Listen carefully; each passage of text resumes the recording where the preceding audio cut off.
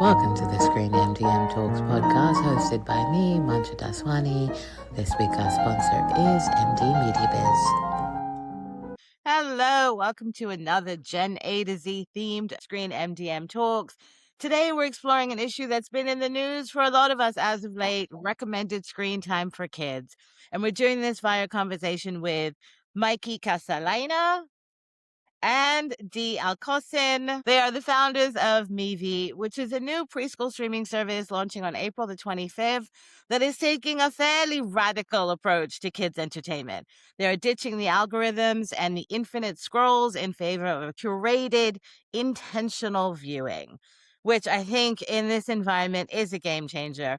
They're calling it a parents first approach to digital media. So let's start there. This is a really bold philosophy given what the landscape is now. Why build a media company that wants its audience to turn the television off? Well, thanks, Mancha. Thanks for having us. Yeah, so I think what's happened over time, and nobody planned this, but it just evolved.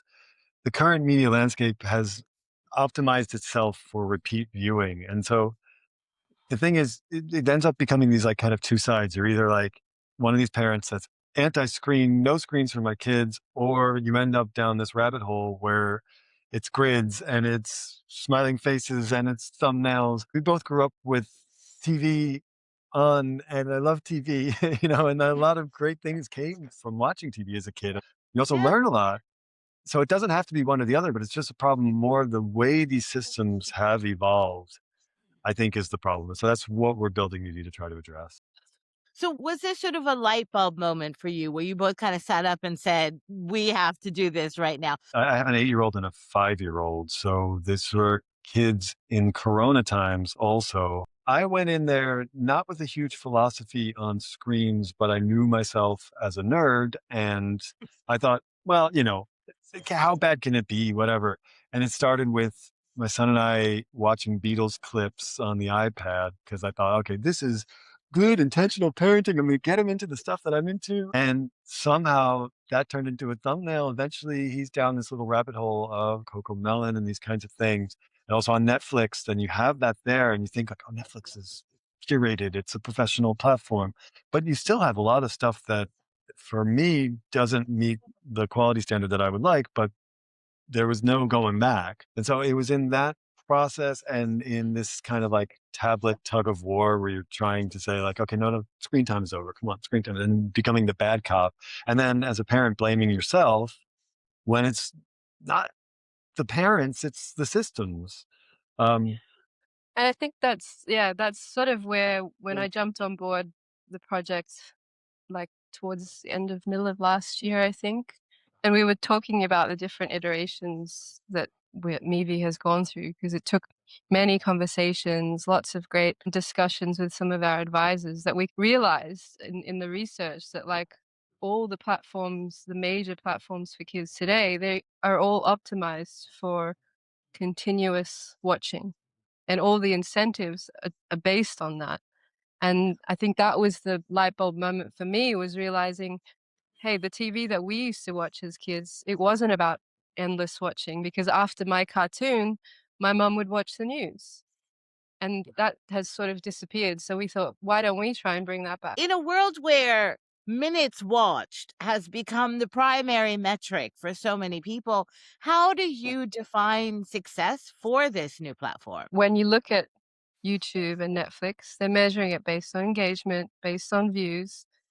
And it's not to say that we're intentionally going the opposite direction. It just happens that we are, though.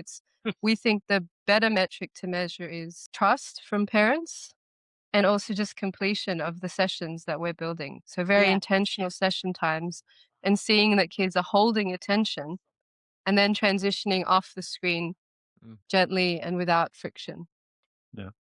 And we built in our onboarding flow as you're getting into the app, there's a point where we are going to ask parents, okay, tell us what is your experience? How much screen time are you averaging per day? What kinds of things frustrate you? And then later on, we're asking parents the same set of questions. So for us, that seeing that needle move toward less screen time, healthier screen time habits, better digital habits for parents and kids, that's our North Star. Yeah. Now, I don't want to get into too much of the research, but you've obviously done a lot of this research about what this sort of infinite loop does to a child's brain at this formative time in their existence when they're processing information. Tell me a little bit about this sort of this issue that you're trying to solve for. Give me a sense of what it does to a child's development in that time, especially when they're starting so young with all of this screen time, so young. Yeah, I think from the conversations we've had with our friends at Tilburg University, a discussion right now, Mikey mentioned, was like no screens at all, or just screens and let's see what happens. Yeah. But the reality is not all screens are made equal, but it's just really hard to find that middle ground, which is what we're trying to offer. Because what is available now on traditional or on larger platforms is the kind of content that can be quite overstimulating and has developed in such a way that it's meant to kind of capture a kid's attention in the first 3 to 15 seconds, and then the 2-3 second cuts that are happening in between. Young kids, from the research, haven't developed their brains enough to be able to comprehend that level of stimulation. Yeah. So that's something that intentionally, as we were building out Meevee and the way that we're selecting the content for the platform, we're thinking about that and making sure that the stories we share are more appropriate in terms of pacing and gentle storytelling and rhythm that young kids can feel better about. I want to loop back to the content, but let's talk about the revenues. Obviously, you need to be able to sustain yourself. Give me a sense of what the revenue models are that you're working with, and also on the licensing side with the content, what models you're using on that side as well. So business model wise, we're working on what we're calling a membership model. On the surface of it, we're asking families to provide us with a monthly kind of subscription, I guess you can call it. But we're looking at it as a membership only because we're asking families to contribute, and every contribution will go towards a creative fund that we're developing that we Wow. can then use to commission new independent creators in the kids media space, because we recognize that that's also disappearing in Yeah. this landscape that we're in today. Yeah. So many great studios, so many great creators are losing the funding, losing the conferences, losing the access to buyers. And this Yeah. is something we want to be able to contribute positively back into the industry. And then from a partnership model perspective, right now we're a very lean startup. So with our head of content, we've been negotiating fairly straightforward licensing deals for now, but we have in mind flexible deals once we start getting to a size and traction that hopefully in the future we can negotiate more flexible arrangements with our partners. Sure. And then in terms of marketing, I'm acutely aware of how hard it is to build a brand when there is so much noise, right? What is your approach to really driving engagement as you get ready for that big April 25th day? What are you up to? Yeah, well, we're trying to join the conversation. So that's part of why we started a series with our academic liaison, Kuhn, who goes out and speaks to people in the field and brings the premises back to us. He's also writing a bunch of blog posts. So as we're getting closer to the launch and after launch, we're going to continue sharing our findings. It's useful for us to understand the landscape and also what's good for kids in how we engineer the product, but it's also just good general interest for parents. So we're trying to use that also as a springboard to get out there. We're also consciously not being too kidsy of an app, like, because it's a parent thing. Like, we want parents to recognize that we're here for them. We're here to make screen time with their kids better. And when a kid encounters Mookie the monkey, our character, and encounters the session, that's going to be fun. That's going to be great. They're going to love it. But when a parent does it, it's not like, hey, welcome to Meevee. It's like, hey, you're welcome to Meevee. We're ready to help you out. So that's a bit also at our brand, with sort of consciousness and speaking to parents directly. Yeah, tactically, we're heads down thinking about how we start reaching families and how we can start bringing ourselves to market. And a big part of that strategy is going to be focused around just engaging with parent communities online. Yeah. But in the tone and in the way that we want to bring ourselves forward, as Mikey mentioned, is being a bit more pragmatic and not so like maybe patronizing. We just want to be there for parents as a alternative if they're looking for something else. For sure. I'm gonna come back to your parents' app, but I love this idea of the wind down. I think it's so smart. Tell me about how that works in practice. Well, yeah. So, like, we start with the ending in the way that we've engineered a play session for kids.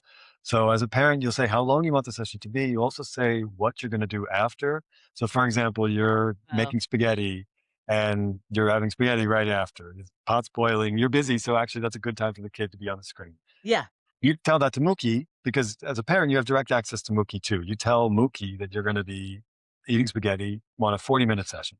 So For the beginning of the session starts with Mookie introducing it. So you can imagine as a preschool teacher would tell you what you're going to do in a class, or as like Mr. Rogers used to do with the beginning of the show, here's what we're going to do. You're going to watch one video, it's this. You're going to do one coloring activity, another video, and then time's up. I'm going to be getting sleepy, so you can tuck me in. And so that goes through. The kid will get some warnings to know that, like, okay, time is going to run up and you're going to have spaghetti. And then at the very end, Mookie's like, oh man, I'm getting tired. It's almost time for you to have spaghetti and it's time for me and the screen to go to sleep. So then you get this little scene where Mookie's in his room and you pull the blanket down over him and then you turn off the light and it goes to little Z's and that's it. And then the screen is locked. And so then, that. then the parents get a notification, also keeps parents honest, like, and screen time is done. And then you are then there to be connecting with your kids. So now let's get to the bit that I love, which is the content. You've opted for this limited, thoughtfully curated slate. Give me a sense of what that has meant in practice for your head of content. Sort of what are you looking for? What ticks a box to make the Meevee criteria? Yeah, the big one is pacing, I think, for us. Like, that's the stuff that people are talking about today when they're talking about Cocomelon and how many rapid cuts and all of that. And actually, by nature, because Mikey and I came from WeTransfer, we helped develop the backgrounds. But what we did when we partnered with brands in that, we had really strict creative guidelines. And it included things like the speed of cuts in videos and pacing. So a lot of the learnings that we had made in our roles prior at WeTransfer and how to keep that space calm and gentle for creatives, we've taken over to Meevee essentially. And the principles that we're thinking about by not having too rapid cuts, thinking about the pacing of the music, thinking about the storytelling first kind of content. It's a lot of kind of the things that we care about also as creatives. So it's just really going back to that. Do you have a global view on this content? Are you looking mostly at English language or dialogue free so you don't have to deal with dubbing? What's the approach there? We're getting a big mix of different kinds of rights because I think you probably also know the landscape is strange and fractured. And once you get into it, you can get like everything but Denmark. Yeah. Okay, all right, cool. So that's what we're trying to figure out right now. But we should end up with, I think we're going to get like close to 100 hours of content at launch. Amazing job, thanks to Fantastic. Lily, our head of content. We're looking to go globally at launch. We're going to have English. We're going to have a lot of neutral Spanish, a handful of other languages, but like English is the core. Mookie the monkey will actually be able to speak English, Spanish, and Dutch. Dutch being just because we're here in the Netherlands that we can actually make sure he's saying the right things. Mookie will be able to communicate to kids in their native language. And then even if the content isn't in their native language, then it's language learning. So then it's subtitled English. Now, we talked a little bit about the app in relation to the wind down. What else can you tell me about this companion app? What went into the development of it and how important it is to you, sort of your overall proposition to the consumer? It's pretty integral because it's kind of core to how the platform works. And yeah, we say companion app sometimes to help people make sense of it. It's actually technically all one app, but it depends if you're the parent or the kid, what view you're getting. But as the parent, you get this onboarding where Mookie welcomes you and asks you about your kid. And what's amazing in the age of AI is that you can actually parse that into details that we can turn into our program. So you'll say, my kid is 3 years old. My kid speaks English and Dutch. My kid really likes dinosaurs and trains. but we're struggling with potty training. And then behind the scenes, then we're making that program that suits that child, knowing the age, knowing the interests. And gradually, as we grow, we're going to try to find out more about, parents' interests, hobbies, whatever. I mean, there's ways that we can shape this thing. At first, we're just trying to target the right kid with the right content. Yeah, and the interesting thing here too is that like it's kind of giving parents a way to manage structured programming without having to go into a settings screen, which Right. a lot of other platforms offer sort of like time limits and all that. But you're a parent in the app looking for all of the different things in the gearbox and trying to figure all that stuff out. I mean, in the world that we live in today and the technology that's available today, we just thought, let's simplify that. But in doing so, it also, we think, provides an added value to parents because they're able to start having more connection to how their kid is going to have a relationship with Meevee and Mukia and the screen. The idea is that a parent will interact on their mobile device, and in a best case scenario, a kid will have another device, a tablet, or eventually then a smart TV, where they will be using Meevee. So the parent can say 40 minutes spaghetti after, it takes them 10 seconds. They do it on their phone, and then wherever the kid is viewing, it gets ready for them after that. How are you thinking about sort of the co-viewing issue? I know a lot of platforms are putting a lot of emphasis on that right now. Given how you're structured and you want to be able to limit the screen time for the child themselves when they're on a device, how does the co-viewing equation come into that when they're all sitting in front of the big screen and it's the whole family together? We've discussed this idea of co-viewing. It's definitely come up in our like product discussions.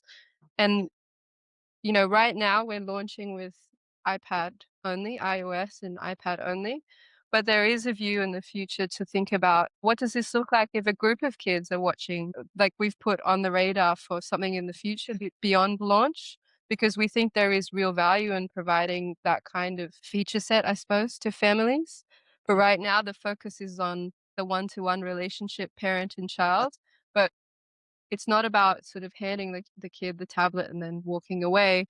Like that connection back to the parent, as Mikey mentioned, we also want to make sure that parents feel connected to what their kids are watching on the screen. So as part of the product that we're building, at the end of a session, the parent will receive a summary of what their kid has actually watched, the themes that they've watched on the shows that they've seen, and then prompts to have a conversation with their child afterwards. So whilst it's not co-viewing, specifically sitting down next to the child, it's still about bridging that connection between screen and off-screen life.